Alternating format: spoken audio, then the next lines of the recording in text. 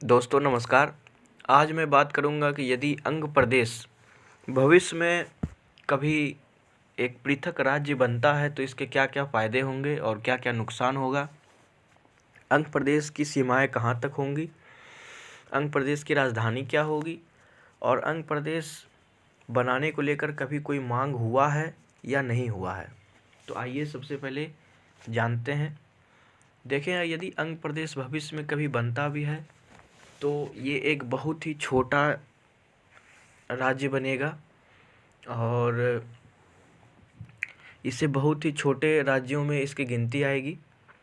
और अंग प्रदेश की यदि मैं सीमाओं की बात करूं तो लखीसराय, मुंगेर, बेगूसराय, खगड़िया, कटिहार, भागलपुर, साहिबगंज, गोड्डा, बांका, जमुई, देवघर, जामताड़ा, दुमका, पाकुड़, साहिबगंज, बस इतने ही ज़िले आएंगे अंग प्रदेश में। इसके ऊपर मिथिला है, इसके दक्षिण में संथाल परगना है, इसके पश्चिम में मगध है और इसके उत्तर पश्चिम में भी मिथिला है या फिर आप कहें बज्जिका है। तो अब हम जानते हैं कि अंग प्रदेश की राजधानी को कौन सी होती। तो अनडाउटेडली तो इसमें कोई डाउट नहीं है कि अंग प्रदेश की राजधानी भागलपुर होगी और second most urbanised city Deoghar होगा। उसके बाद यदि हम लोग बात करें कि अंग प्रदेश जो है तो उसकी कोई अंतर्राष्ट्रीय सीमा भी होगी, तो बिल्कुल नहीं। अंग प्रदेश बिल्कुल एक लैंड लॉक्ड कंट्री बनेगा और इससे कोई ख़ास फ़ायदा नहीं होगा अंग प्रदेश को। इसका कोई भी अंतर्राष्ट्रीय सीमा अंग प्रदेश का किसी के साथ नहीं लगेगा। हालांकि मालदा में अंगिका इन्फ्लुएंस्ड बंगाली बोली जाती है, लेकिन वो कभी भी रेफरेंडम में मालदा के लोग अंगिका को पास नहीं करेंगे और वो पास होने वाला भी नहीं है, क्योंकि उसके ऊपर उत्तर दिनाजपुर में एकदम प्योर बंगाली बोली जाती है। और यदि मालदा अंग प्रदेश को मिलता है तो उत्तर दिनाजपुर और जो बीरभूम और पुरुलिया वगैरह का इलाका है वो सब बंगाल से कट जाएगा, तो मालदा कभी नहीं मिलने वाला। तो अंग प्रदेश जब भी बनेगा ये एक छोटा राज्य बनेगा और भागलपुर इसकी राजधानी होगी। Second most urbanised city Deoghar होगा। और अब हम लोग जानते हैं कि क्या अंग प्रदेश को लेकर कभी कोई मांग हुई है, तो बिल्कुल नहीं। अंग प्रदेश को लेकर के कभी भी एक पृथक राज्य की मांग कभी नहीं हुई कि अंग प्रदेश को बनाया जाए। और इसके बारे में बहुत सारे लोगों का बहुत सारा मत है, बहुत सारे लोगों का बहुत सारा व्यूज़ है अलग अलग। लेकिन अंग प्रदेश को लेकर के कभी भी यहाँ के लोगों ने बिहार से अलग होने की बात नहीं की।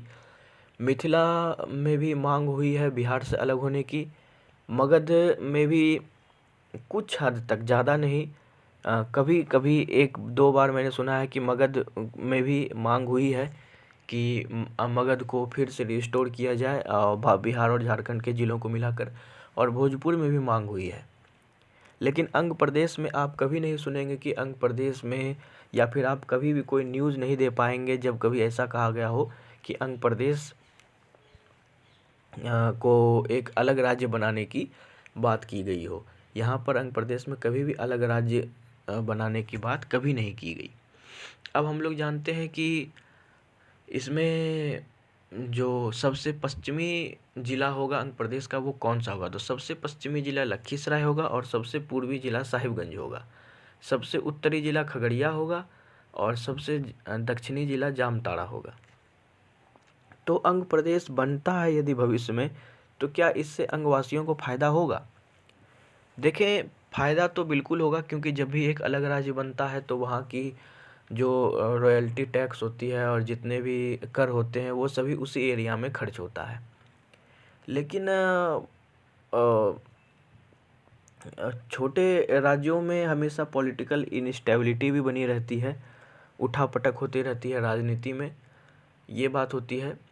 और आप ये देख लें कि छोटे राज्य भी बहुत सारे बने हैं, जैसे कि आप पूर्वोत्तर में देख लें, मेघालय है, त्रिपुरा है, मिज़ोरम है, मणिपुर है, नागालैंड है। और उसके बाद आप मेनलैंड इंडिया में भी देख लें तो छोटे राज्यों में आपको कोई खास छोटा राज्य तो नहीं दिखने वाला, कोई छोटा राज्य नहीं है। तो अंग प्रदेश बनने का कोई ज़्यादा चांस नहीं है, ये टोटल हाइपोथेटिकल मैं बता रहा हूँ कि यदि भविष्य में अंग प्रदेश बनता है तो कैसा रहेगा। तो वीडियो को ज़्यादा लंबा नहीं करूँगा। और यहाँ की भाषा ऑफिशियल अंगिका बना दी जाएगी, अंगिका बना दी जाएगी। साथ में अंगिका के साथ साथ संथाली, हो, मगही, मैथिली भाषा को भी ऑफिशियल लैंग्वेज दिया जाएगा। आपको मैं बता दूं कि अंगिका में भोजपुरी को ऑफिशियल लैंग्वेज नहीं बनाया जाएगा, क्योंकि अंगिका का भोजपुरी के साथ कोई भी बाउंड्री नहीं लगता है, और न ही यहाँ पे भोजपुरी का कोई सोर्स है। यहाँ पे माइग्रेशन हुआ है, भोजपुर से भी माइग्रेशन बहुत हुआ है। भागलपुर के आगे कहलगांव के आगे पीरपैंती के आसपास के क्षेत्रों में बहुत साल पहले, मतलब बहुत आज से 50-100 साल पहले, 100-150 साल आप कहें कि वहाँ पे माइग्रेशन हुआ था भोजपुर से, भोजपुर के क्षेत्रों से, जहाँ पर लोग आकर भागलपुर और अंग प्रदेश के और संथाल परगना में बस गए थे। तो वहाँ पर अभी बहुत सारे गांव ऐसे हैं जहाँ पे भोजपुरी बोली जाती है, लेकिन वो टोटल जो है अंग प्रदेश है और वहाँ पे भोजपुरी बोली जाती है, लेकिन वो बिल्कुल नेग्लिजिबल है। अगर आप उसका रेशियो निकालें तो 0.01% निकलेगा। तो अब हम बात करते हैं कि इससे क्या फ़ायदा होगा। अगर अंग प्रदेश बनेगा तो इससे क्या फ़ायदा होगा। तो फ़ायदा के बारे में आपको बिल्कुल पहले ही बता चुका हूँ। यदि अंग प्रदेश बनेगा तो बाढ़ की जो समस्या है वो अंग प्रदेश में भी रहेगी, क्योंकि खगड़िया और कटिहार और बेगूसराय वगैरह में बाढ़ की समस्या रहती है। उसके बाद यदि मैं बात करूं कि अगर आप ये जो मैंने आपको जितने ज़िले बताए ये मैंने डिस्ट्रिक्ट वाइज बताए हैं। यदि अगर इसे आप पूरे माइन्यूट लेवल पे और रिसर्च पर जा कर के देखोगे तो बेगूसराय भी पूरा नहीं आएगा, बेगूसराय का सिर्फ दक्षिणी इलाका आएगा। खगड़िया आएगा पूरा, कटिहार भी पूरा नहीं आएगा, कटिहार भी सेंट्रल और साउथ कटिहार आएगा। और मधेपुरा और पूर्णिया का जो जो लटका हुआ इलाका है, जहाँ मतलब कटिहार और खगड़िया के साथ खगड़िया और कटिहार के बाउंड्री को यदि आप जोड़ेंगे तो जो लटका हुआ इलाका है वो दोनों आ जाएगा। लेकिन अंग प्रदेश इससे ऊपर नहीं जा, अंग प्रदेश का बाउंड्री इसके ऊपर नहीं जा पाएगा, और जा पाएगा भी तो उसमें कोई मतलब नहीं है, वो कॉन्ट्राडिक्शन हो जाएगा मैथिली और अंग प्रदेश के बीच में। तो यही बात है। और इसमें यदि हम लोग बात करें फ़ायदे की बात, तो फ़ायदा बिल्कुल होगा। अगर अंग प्रदेश कल को बनता है तो यहाँ पे जितने भी टैक्स हैं, जो पैसे हैं, वो सभी भागलपुर, लखीसराय, देवघर यही सब में खर्च होंगे। और ये एक बिल्कुल भी टूरिस्ट हब बन जाएगा, क्योंकि बाबा बैजनाथ धाम जो कि देवघर में विराजमान है, वहाँ का पर्यटन क्षेत्र, भागलपुर का कुप्पा घाट और भागलपुर का सिल्क सिटी, भागलपुर के पूर्वी में बसा विक्रमशिला यूनिवर्सिटी, मुंगेर का चंडी स्थान और जो घाट है, उसके बाद लखीसराय में भी जो पर्यटन स्थल हैं, जमुई में जो जैन का जो महत्व है, बांका का मंदार हिल, दुमका और पाकुड़ साहिबगंज वगैरह में भी बहुत सारे संथाल से रिलेटेड पर्यटन स्थल हैं। तो ये यहाँ पे एक बिल्कुल भी एक टूरिस्ट हब बन जाएगा अंग प्रदेश, और इससे टूरिस्ट की भी बहुत टैक्स आएगी। तो अब हमें ये बात करना है कि जो अभी अगर मान के चलें कि जो बिहार सरकार है, तो देखिए जो बिहार सरकार है वो ये देखती है कि अब कि कौन सा क्षेत्र पीछे रह गया है। यदि भोजपुर क्षेत्र पीछे रह गया है या फिर कोई भी मगध क्षेत्र पीछे रह गया है, तो उसमें ज़रूरी तो उसे आगे करने के लिए ऐसा नहीं है कि सिर्फ मगध के एरिया से ही टैक्स लेकर के उसे आगे किया जाएगा। अब अगर नवादा को विकसित करने के लिए किशनगंज वाले का टैक्स का भी उपयोग किया जाएगा, और जमुई, बांका, भागलपुर, कटिहार वाले का भी उपयोग किया जाएगा। भागलपुर या जमुई या कटिहार को विकसित करने के लिए पूर्वी चंपारण, पश्चिमी चंपारण के लोगों के दिए हुए टैक्स का पैसे का भी उपयोग किया जा सकता है। तो तो अंग प्रदेश जब भी बनेगा तो ये बिल्कुल छोटा राज्य बनेगा और इसके बनने का चांस बिल्कुल कम है। और अगर ये बनता भी है तो इससे फ़ायदा तो होगा, ये बात सही है। जब भी कोई नया राज्य बनता है तो वहाँ के खुद क्षेत्रीय लोग ही उसका विकास करते हैं। तो क्या हमें अंग प्रदेश के लिए मांग करनी चाहिए? तो देखिए, मैं इसके बारे में ये नहीं कहूँगा कि आप मांग करिए, या मैं ये भी नहीं कहूँगा कि आप मांग ना करिए। आप ये देखिए कि आपका सोच क्या कहता है। क्या अंग प्रदेश अगर बाद में एक पृथक राज्य बनता है तो उससे कुछ खास फ़ायदा होगा अंग प्रदेश को या नहीं होगा?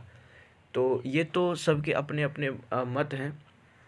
उसके बाद यदि हम लोग बात करें एजुकेशनल हब के बारे में, तो भागलपुर बिल्कुल अभी ही एक एजुकेशनल हब बन गया है।